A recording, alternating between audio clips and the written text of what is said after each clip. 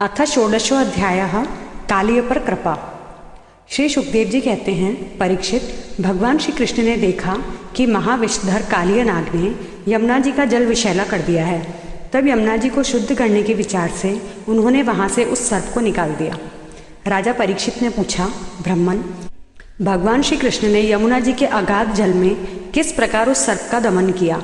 फिर कालिय नाग तो जलचर जीव नहीं था, ऐसी दशा में वह अनेक युगों तक जल में क्यों और कैसे रहा, सो बतलाइए।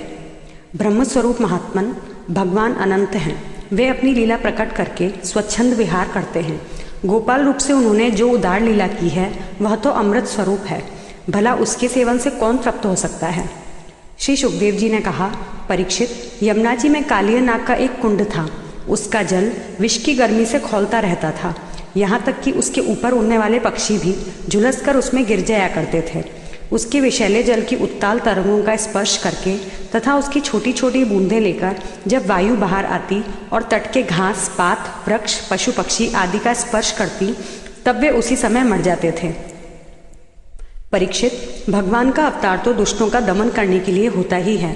जब उन्होंने देखा कि उस सांप के विष का वेग बड़ा प्रचंड है और वह भयानक विष ही उसका महान बल है तथा उसके कारण मेरे विहार का स्थान यमुना जी भी दूषित हो गई हैं, तब भगवान श्री कृष्ण अपनी कमर का फेंटा कसकर एक बहुत ऊंचे कदम्ब के वृक्ष पर चढ़ गए और वहां से ताल ठोककर उस विषैले जल में कूद पड़े। यमुना जी का जल सांप के विष के कारण पहले से ही खौल रहा था। उसकी तरंगें लाल, पीली और अत्यंत भयंकर उठ रही थी। पुरुषोत्तम भगवान श्री कृष्ण के कूद पड़ने से उसका जल और भी उछलने लगा। उस समय तो कालिय दह का जल इधर उधर उछलकर 400 हाथ तक फैल गया। अचिंत्य अनंत बलशाली भगवान श्री कृष्ण के लिए इसमें कोई आश्चर्य की बात नहीं है। प्रिय परीक्षित, भगवान श्री कृष्ण कालिय दह में कूदकर अतुल बलशाली मतवाले गजराज के समान जल उछालने लगे। इस प्रकार जल क्रीड़ा करने पर उनकी भुजाओं की टक्कर से जल में बड़े जोर का शब्द होने लगा।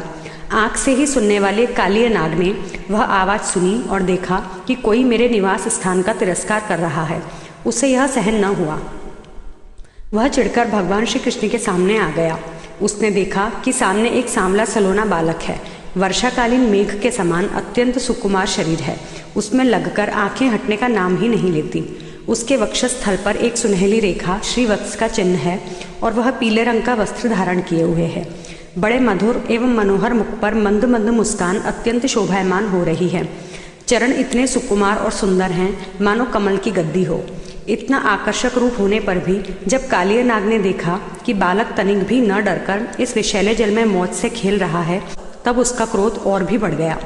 उसने श्री कृष्ण को मर्म स्थानों में डसकर अपने शरीर के बंधन से उन्हें जकड़ लिया। भगवान श्री कृष्ण नागपाश में बंधकर निश्चेष्ट हो गए। यह देखकर उनके प्यारे सखा ग्वाल बाल बहुत ही पीड़ित हुए और उसी समय दुख, पश्चाताप और भय से मूर्छित होकर पृथ्वी पर गिर पड़े, क्योंकि उन्होंने अपने शरीर, सुहृद, धन संपत्ति, स्त्री, पुत्र, भोग और कामनाएं सब कुछ भगवान श्री कृष्ण को ही समर्पित कर रखा था। गाय, बैल, बछिया और बछड़े बड़े दुख से डकराने लगे। श्री कृष्ण की ओर ही उनकी टकटकी बंध रही थी। वे डरकर इस प्रकार खड़े हो गए मानो रो रहे हों। उस समय उनका शरीर हिलता डुलता तक न था। इधर ब्रज में पृथ्वी, आकाश और शरीरों में बड़े भयंकर भयंकर तीनों प्रकार के उत्पात उठ खड़े हुए, जो इस बात की सूचना दे रहे थे कि बहुत ही शीघ्र कोई अशुभ घटना घटने वाली है।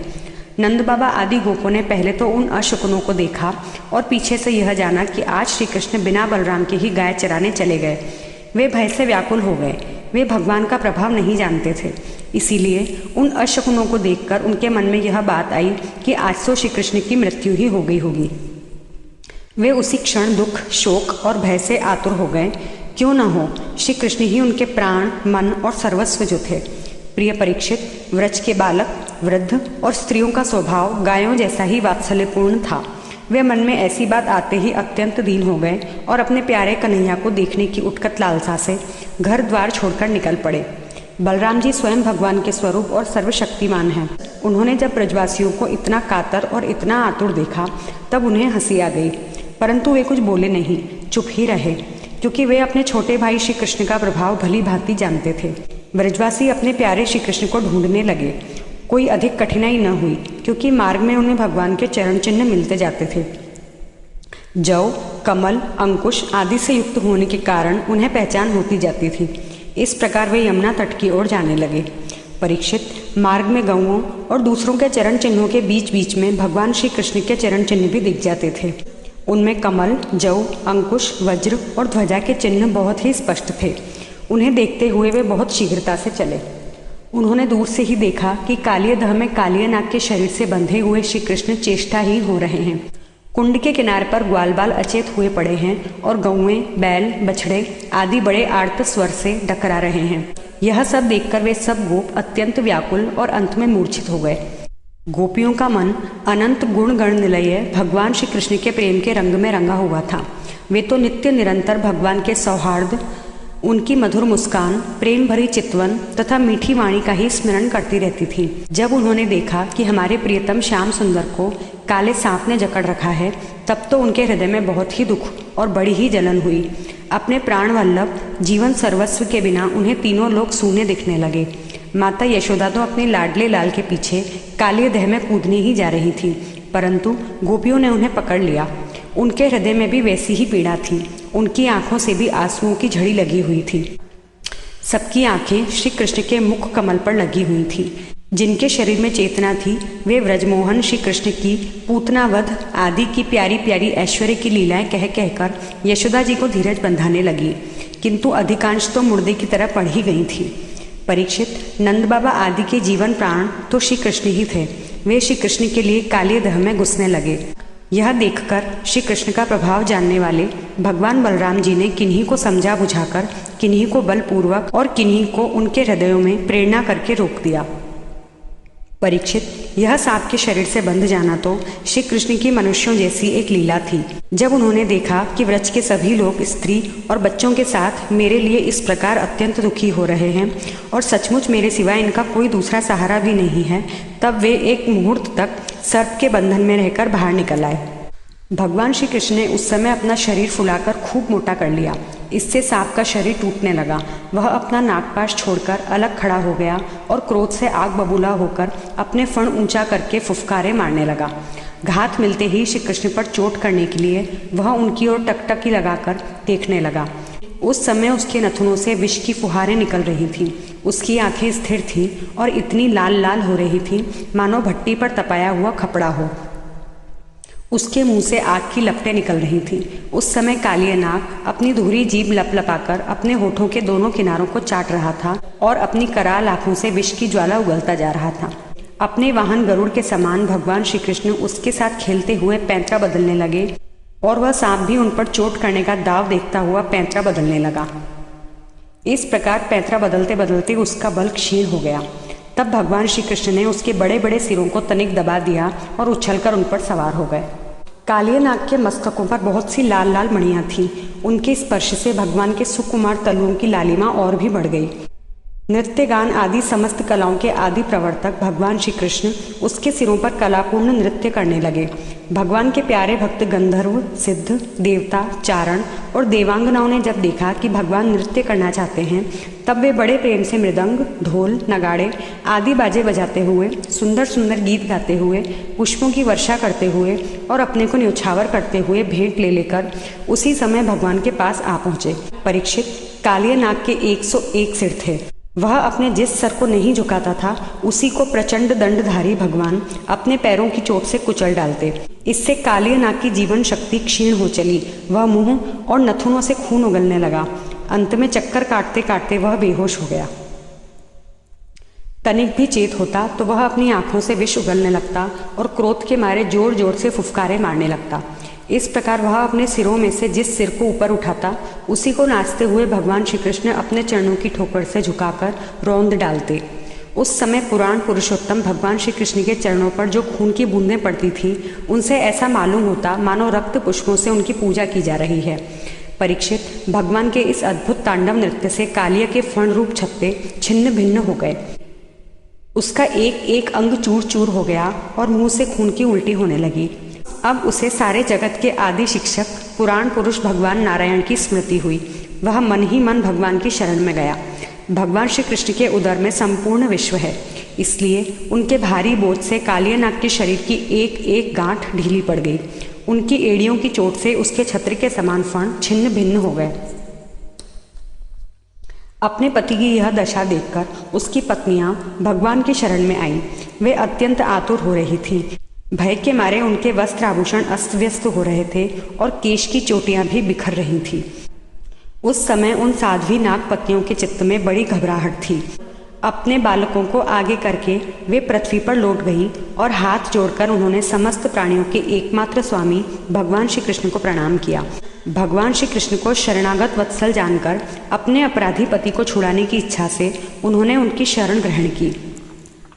नागपतियों ने कहा, प्रभु, आपका यह अवतार ही दुष्टों को दंड देने के लिए हुआ है, इसलिए इस अपराधी को दंड देना सर्वथा उचित है। आपकी दृष्टि में शत्रु और पुत्र का कोई भेदभाव नहीं है, इसलिए आप जो किसी को दंड देते हैं वह उसके पापों का प्रायश्चित कराने और उसका परम कल्याण करने के लिए ही है। आपने हम लोगों पर यह बड़ा ही अनुग्रह किया। यह तो आपका कृपा प्रसाद ही है, क्योंकि आप जो दुष्टों को दंड देते हैं उससे उनके सारे पाप नष्ट हो जाते हैं। इस सर्प के अपराधी होने में तो कोई संदेह ही नहीं है। यह अपराधी न होता तो इसे सर्प की योनि ही क्यों मिलती। इसलिए हम सच्चे हृदय से आपके इस क्रोध को भी आपका अनुग्रह ही समझती हैं। अवश्य ही पूर्व जन्म में इसने स्वयं मान रहित होकर और दूसरों का सम्मान करते हुए कोई बहुत बड़ी तपस्या की है, अथवा सब जीवों पर दया करते हुए इसने कोई बहुत बड़ा धर्म किया है। तभी तो आप इसके ऊपर संतुष्ट हुए हैं, क्योंकि सर्व जीव स्वरूप आपकी प्रसन्नता का यही उपाय है। भगवान, हम नहीं समझ पाती कि यह इसकी किस साधना का फल है जो यह आपके चरण कमलों की धूल का स्पर्श पाने का अधिकारी हुआ है। आपके चरणों की रज इतनी दुर्लभ है कि उसके लिए आपकी अर्धांगिनी लक्ष्मी जी को भी बहुत दिनों तक समस्त भोगों का त्याग करके नियमों का पालन करते हुए तपस्या करनी पड़ी थी। प्रभु, जो आपके चरणों की धूलि की शरण ले लेते हैं वे भक्तजन स्वर्ग का राज्य या पृथ्वी की बादशाही नहीं चाहते, न वे रसातल का ही राज्य चाहते और न तो ब्रह्मा का पद ही लेना चाहते हैं। उन्हें अणिमादि योग सिद्धियों की भी चाह नहीं होती, यहाँ तक कि वे जन्म मृत्यु से छुड़ाने वाले कैवल्य मोक्ष की भी इच्छा नहीं करते। स्वामी, यह नागराज तमोगुणी योनि में उत्पन्न हुआ है और अत्यंत क्रोधी है। फिर भी इसे आपकी वह परम पवित्र चरण रज प्राप्त हुई जो दूसरों के लिए सर्वथा दुर्लभ है, तथा जिसको प्राप्त करने की इच्छा मात्र से ही संसार चक्र में पड़े हुए जीव को संसार के वैभव संपत्ति की तो बात ही क्या, मोक्ष की भी प्राप्ति हो जाती है। प्रभु, हम आपको प्रणाम करती हैं। आप अनंत एवं अचिंत्य ऐश्वर्य के नित्य निधि हैं। आप सबके अंतःकरणों में विराजमान होने पर भी अनंत हैं। आप समस्त प्राणियों और पदार्थों के आश्रय तथा सब पदार्थों के रूप में भी विद्यमान हैं। आप प्रकृति से परे स्वयं परमात्मा हैं। आप सब प्रकार के ज्ञान और अनुभवों के खजाने हैं। आपकी महिमा और शक्ति अनंत है। आपका स्वरूप अप्राकृत दिव्य चिन्मय है। प्राकृतिक गुणों एवं विकारों का आप कभी स्पर्श ही नहीं करते। आप ही ब्रह्म हैं। हम आपको नमस्कार कर रहे हैं। आप प्रकृति में क्षोभ उत्पन्न करने वाले काल हैं, काल शक्ति के आश्रय हैं और काल के क्षण कल्प आदि समस्त अवयवों के साक्षी हैं। आप विश्व रूप होते हुए भी उससे अलग रहकर उसके दृष्टा हैं। आप उसके बनाने वाले निमित्त कारण तो हैं ही, उसके रूप में बनने वाले उपादान कारण भी हैं। प्रभु, पंचभूत, उनकी तन्मात्राएं, इंद्रियां, प्राण, मन, बुद्धि और इन सबका खजाना चित्त, ये सब आप ही हैं। तीनों गुण और उनके कार्यों में होने वाले अभिमान के द्वारा आपने अपने साक्षात्कार को छिपा रखा है। आप देश, काल और वस्तुओं की सीमा से बाहर अनंत हैं। सूक्ष्म से भी सूक्ष्म और कार्य कारणों के समस्त विकारों में भी एक रस, विकार रहित और सर्वज्ञ हैं। ईश्वर हैं कि नहीं हैं, सर्वज्ञ हैं कि अल्पज्ञ हैं, इत्यादि अनेक मतभेदों के अनुसार आप उन मतवादियों को उन्हीं रूपों में दर्शन देते हैं। समस्त शब्दों के अर्थ के रूप में तो आप हैं ही, शब्दों के रूप में भी हैं तथा उन दोनों का संबंध जोड़ने वाली शक्ति भी आप ही हैं। हम आपको नमस्कार करती हैं। प्रत्यक्ष, अनुमान आदि जितने भी प्रमाण हैं उनको प्रमाणित करने वाले मूल आप ही हैं। समस्त शास्त्र आपसे ही निकले हैं और आपका ज्ञान स्वतः सिद्ध है। आप ही मन को लगाने की विधि के रूप में और उसको सब कहीं से हटा लेने की आज्ञा के रूप में प्रवृत्ति मार्ग और निवृत्ति मार्ग हैं। इन दोनों के मूल वेद भी स्वयं आप ही हैं। हम आपको बार बार नमस्कार करती हैं। आप शुद्ध सत्वमय वसुदेव के पुत्र वासुदेव, संकर्षण एवं प्रद्युम्न और अनिरुद्ध भी हैं। इस प्रकार चतुर्व्यूह के रूप में आप भक्तों और यादवों के स्वामी हैं। श्री कृष्ण, हम आपको नमस्कार करती हैं। आप अंतःकरण और उसकी वृत्तियों के प्रकाशक हैं और उन्हीं के द्वारा अपने आप को ढक रखते हैं। उन अंतःकरण और वृत्तियों के द्वारा ही आपके स्वरूप का कुछ कुछ संकेत भी मिलता है। आप उन गुणों और उनकी वृत्तियों के साक्षी तथा स्वयं प्रकाश हैं। हम आपको नमस्कार करती हैं। आप मूल प्रकृति में नित्य विहार करते रहते हैं। समस्त स्थूल और सूक्ष्म जगत की सिद्धि आपसे ही होती है। ऋषिकेश, आप मननशील आत्माराम हैं। मौन ही आपका स्वभाव है। आपको हमारा नमस्कार है। आप स्थूल, सूक्ष्म, समस्त गतियों के जानने वाले तथा सबके साक्षी हैं। आप नाम रूपात्मक विश्व प्रपंच के निषेध की अवधि तथा उसके अधिष्ठान होने के कारण विश्व रूप भी हैं। आप विश्व के अध्यास तथा अपवाद के साक्षी हैं एवं अज्ञान के द्वारा उसकी सत्यत्व भ्रांति एवं स्वरूप ज्ञान के द्वारा उसकी आत्यंतिक निवृत्ति के भी कारण हैं। आपको हमारा नमस्कार है।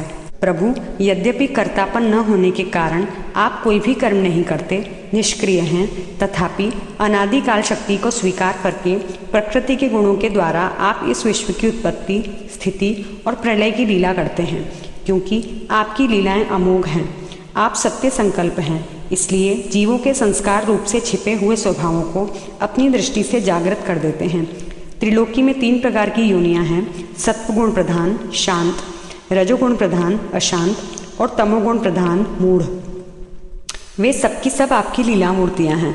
फिर भी इस समय आपको सत्वगुण प्रधान शांत जन ही विशेष प्रिय हैं, क्योंकि आपका यह अवतार और ये लीलाएं साधु जनों की रक्षा तथा धर्म की रक्षा एवं विस्तार के लिए ही है। शांतात्मन, स्वामी को एक बार अपनी प्रजा का अपराध सह लेना चाहिए। यह मूढ़ है, आपको पहचानता नहीं है, इसलिए इसे क्षमा कर दीजिए। भगवान, कृपा कीजिए, अब यह सर्प मरने ही वाला है। साधु पुरुष सदा से ही हम अबलाओं पर दया करते आए हैं, अतः आप हमारे प्राण स्वरूप पतिदेव को दे दीजिए। हम आपकी दासी हैं, हमें आप आज्ञा दीजिए, आपकी क्या सेवा करें, क्योंकि जो श्रद्धा के साथ आपकी आज्ञाओं का पालन, आपकी सेवा करता है, वह सब प्रकार के भयों से छुटकारा पा जाता है। श्री सुखदेव जी कहते हैं, परीक्षित, भगवान के चरणों की ठोकरों से कालिया नाग के फण छिन्न भिन्न हो गए थे। वह बेसुध हो रहा था। जब नाग पत्नियों ने इस प्रकार भगवान की स्तुति की, तब उन्होंने दया करके उसे छोड़ दिया। धीरे धीरे कालिया नाग की इंद्रियों और प्राणों में कुछ कुछ चेतना आ गई। वह बड़ी कठिनता से श्वास लेने लगा और थोड़ी देर के बाद बड़ी दीनता से हाथ जोड़कर भगवान श्री कृष्ण से इस प्रकार बोला। कालिया नाग ने कहा, नाथ, हम जन्म से ही दुष्ट, तमोगुणी और बहुत दिनों के बाद भी बदला लेने वाले बड़े क्रोधी जीव हैं। जीवों के लिए अपना स्वभाव छोड़ देना बहुत कठिन है। इसी के कारण संसार के लोग नाना प्रकार के दुराग्रहों में फंस जाते हैं। विश्व विधाता, आपने ही गुणों के भेद से इस जगत में नाना प्रकार के स्वभाव, वीर्य, बल, योनि, बीज, चित्त और आकृतियों का निर्माण किया है। भगवान, आपकी ही सृष्टि में हम सर्प भी हैं। हम जन्म से ही बड़े क्रोधी होते हैं। हम इस माया के चक्कर में स्वयं मोहित हो रहे हैं। फिर अपने प्रयत्न से इस दुस्त्यज माया का त्याग कैसे करें? आप सर्वज्ञ और संपूर्ण जगत के स्वामी हैं। आप ही हमारे स्वभाव और इस माया के कारण हैं। अब आप अपनी इच्छा से जैसा ठीक समझें कृपा कीजिए या दंड दीजिए।